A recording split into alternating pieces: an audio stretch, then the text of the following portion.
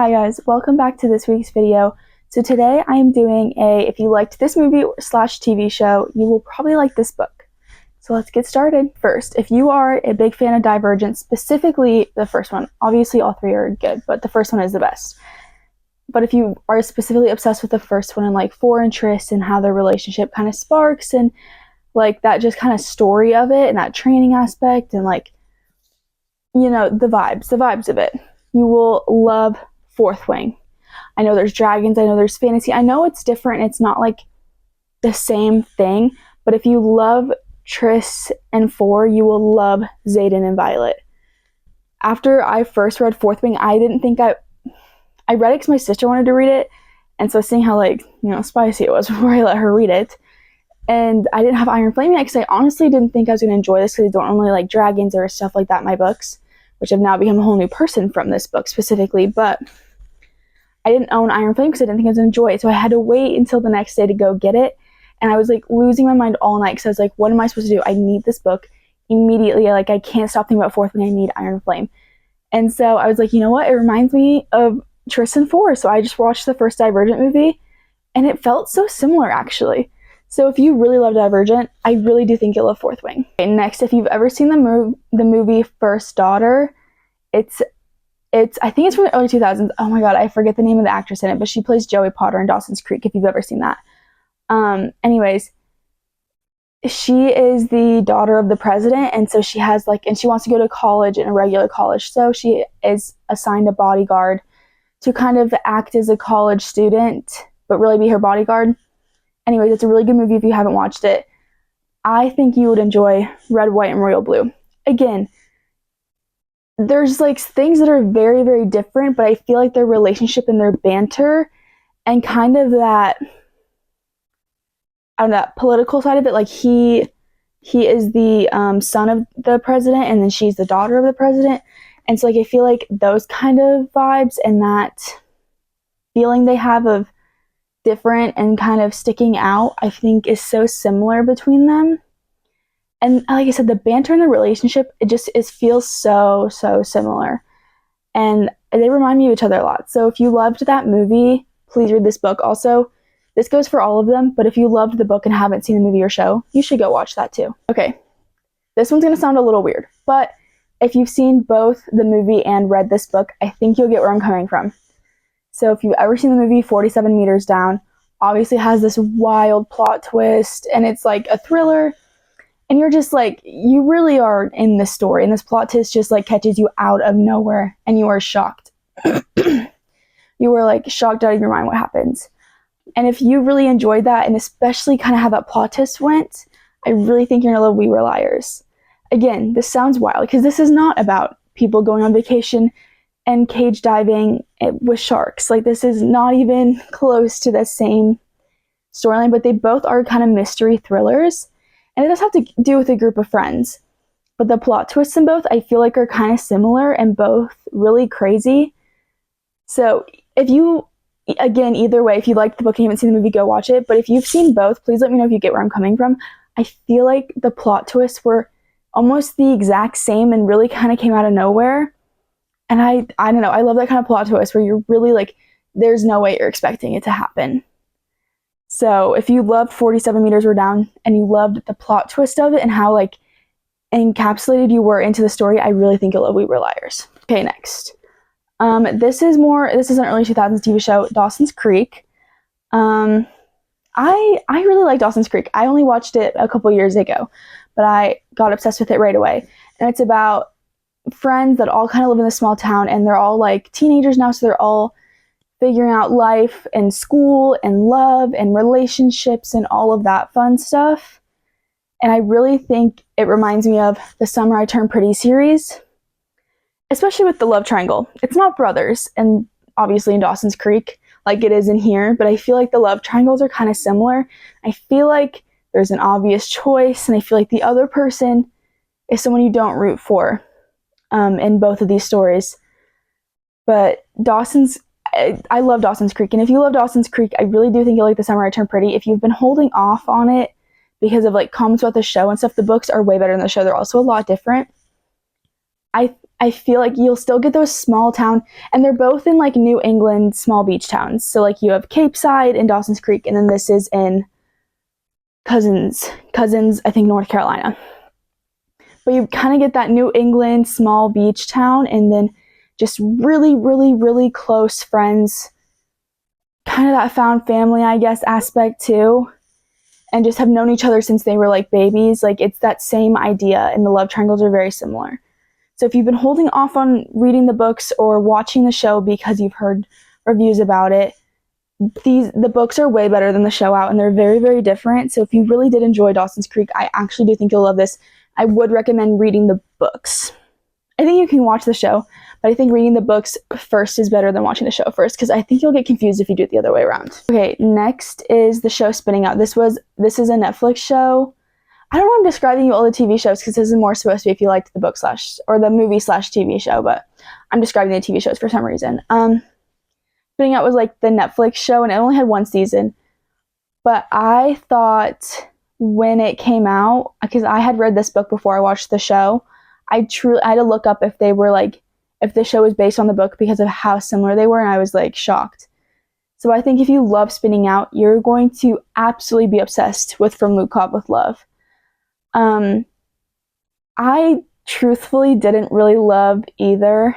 I think the female main character and the male main character are the exact same throughout the book and that show.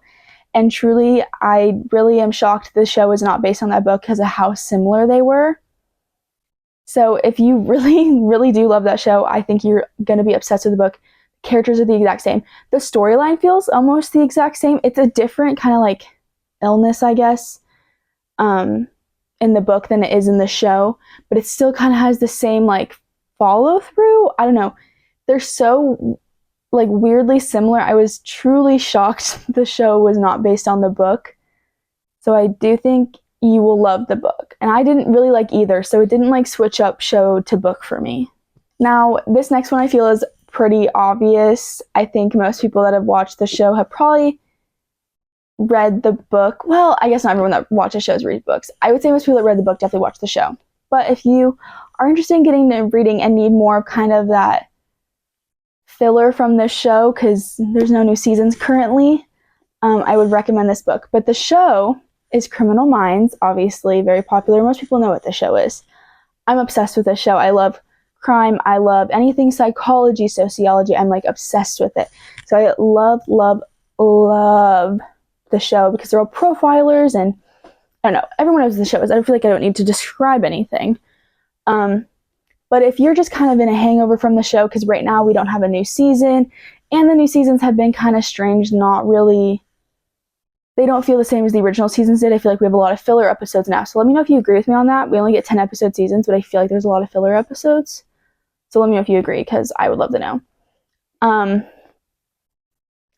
But I would say you should read the Natural series.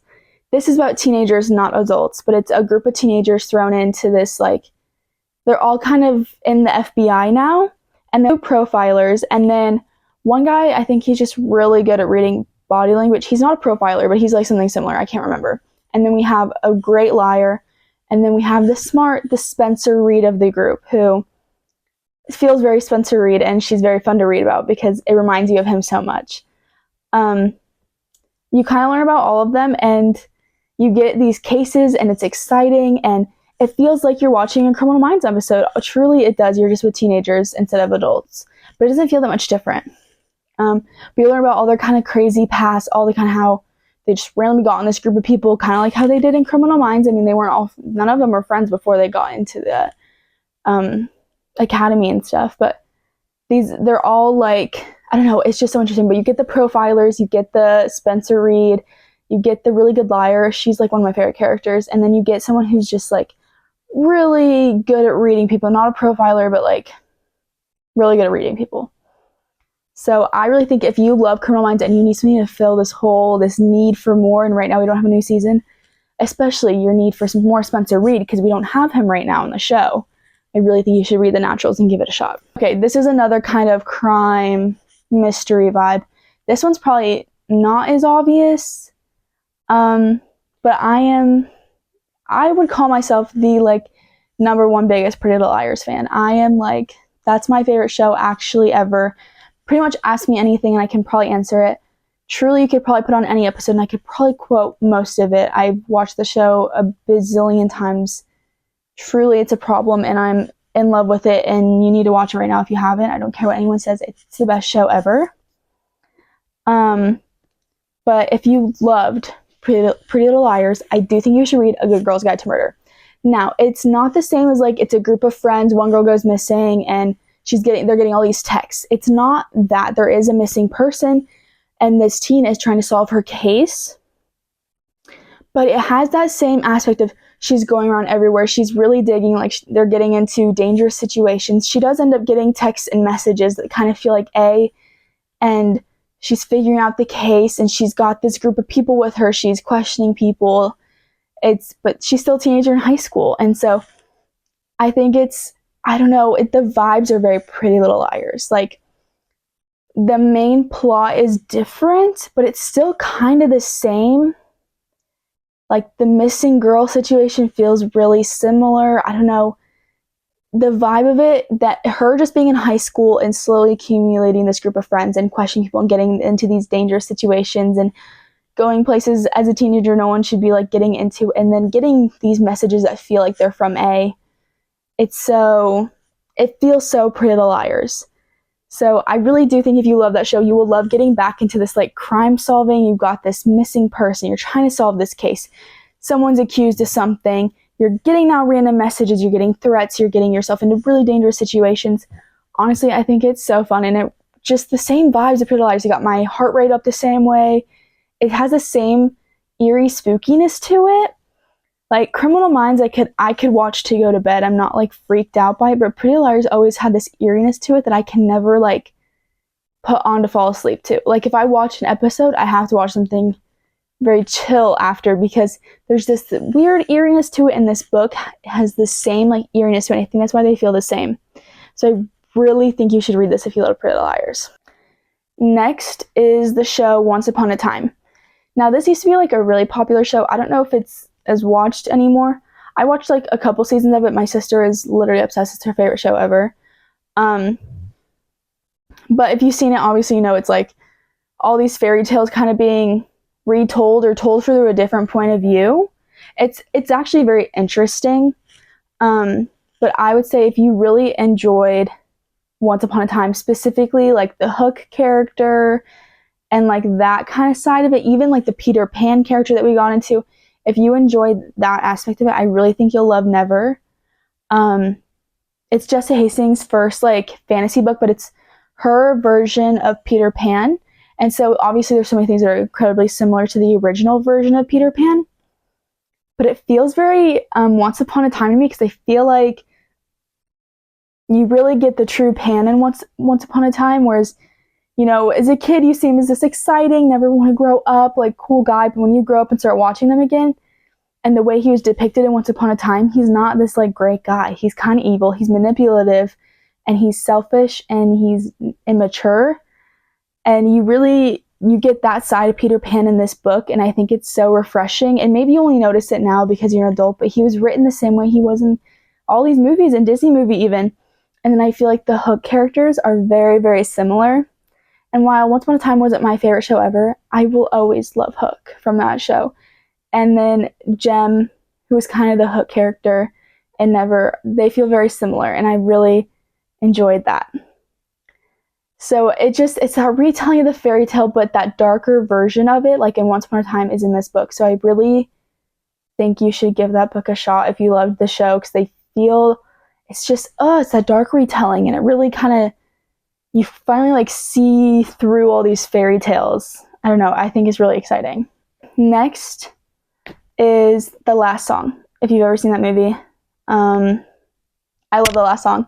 Has Miley Cyrus and Liam Hemsworth, which maybe is triggering to some of us, you know, little triggering to think about, you know, their whole relationship timeline, but it's okay, because it's so good. The chemistry is still off the charts amazing. Love that movie. My favorite Nicholas Sparks movie.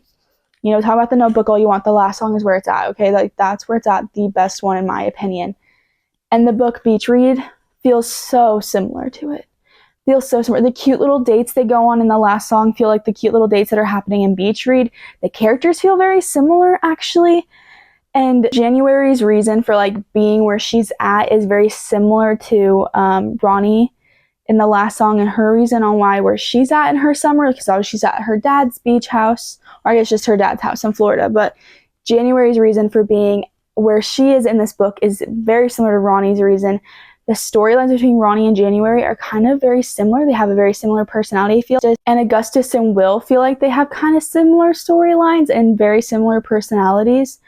So I think it's really intriguing to like see. Like the storylines and the dates are so cute and similar, and I don't know, the beach aspect in the summer, and again the reason why January's there is so similar to the reason why Ronnie's at her dad's house, and it's so interesting, and I love that they feel the same. I don't know, it's so good. It's so good. But the last song is like one of my favorite summer movies ever, and I read this in the summer, and then I watched the last song after it, and it was like perfection. So I really do think if you love the last song, you should read Beach Read by Emily Henry, because it gets all the hype it gets because it's good. And that movie really reminds me of it. Okay, next is another book that's already been turned into a TV show. We've had a couple of those on here now. Obviously, the movie Bohemian Rhapsody was big. I don't know how many people, I don't know if anyone new watches anymore. I wonder if it was just like when it came out. I feel like it kind of took the world by storm and then like wasn't talked about much again.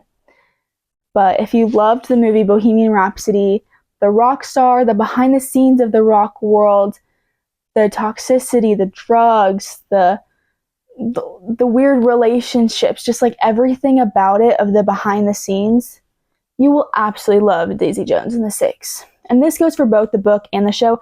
The book and the show are pretty similar. There's like a few tiny little things that are tweaked, but like pretty similar, and they're both incredibly good.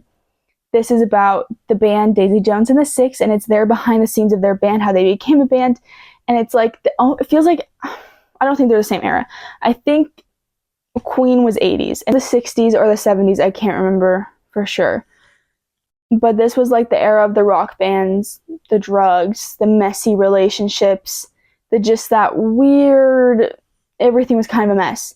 And so Bohemian Rhapsody obviously shows all those behind the scenes and how much of a mess it kind of all was. And this is like so similar. I really think if you love that movie, you will love this book. And I think even if you're not a big reader, give this a chance. The way it's written is an interview style, and so it goes by so quick. And you'd honestly would think you don't know all the characters, but you pick up on them so fast. But they feel like a real band. They feel like such a real band. Just the way the chemistry was written in the show feels the same way. So if you're not willing to read the book, please watch the show, because I do think you'll love it if you loved Bohemian Rhapsody. Next is one that gets compared all the time. And while I am about to compare it, it's a specific way it should be compared versus the way it is compared. So, Gossip Girl, one of the most iconic TV shows ever, especially if you're a fashion lover. You've probably seen it, because there's no way you're a fashion lover without watching Gossip Girl. Okay, so they're rich, they're socialites, they're living in the city, they're living it up, they're messy, found family, their parents don't care about them, they're all rich, they go to boarding school, they're all dating each other, they're all breaking each other's hearts, but they all come back to each other at the end of the day. And that's the part I think we should focus on in comparing it to Magnolia Parks. Yes, the glitz, the glam, the rich socialites, the messy families, the messy friendships, very similar. Very similar. But I think if you're going to overall compare just the whole vibe of Gossip Girl to this, they're a little bit different. This, I think, is darker than Gossip Girl is. I think Gossip Girl has a little bit of a lighter storyline to it than this does. I think this gets darker.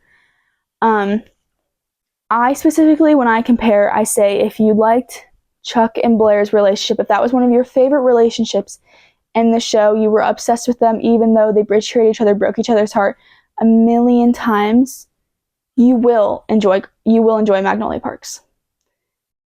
BJ and Magnolia are what I would compare very, very similar to Chuck and Blair. I think they have a lot of similar storylines. Not necessarily the characters being the same. I wouldn't say like Chuck is BJ and Blair is Magnolia. I think there's comparisons, but I wouldn't say they're the exact same. I think their two relationships are almost identical. So if you loved Chuck and Blair, you will love Magnolia Parks because you will love BJ and Magnolia. Again, I also think the found family isn't focused on enough in both of these, the book and the show. Obviously, we get that inner circle in Gossip Girl, and we have kind of a similar inner circle here, but they're all rich socialites, and their parents don't really care about them in both. They don't really care. They're not that into their lives. You know, they make their money, they give their kid the money, and they move on with their merry way. Like, they're not focused on really making their kid happy. And so they all kind of grasp to their friends around them that are living similar lives.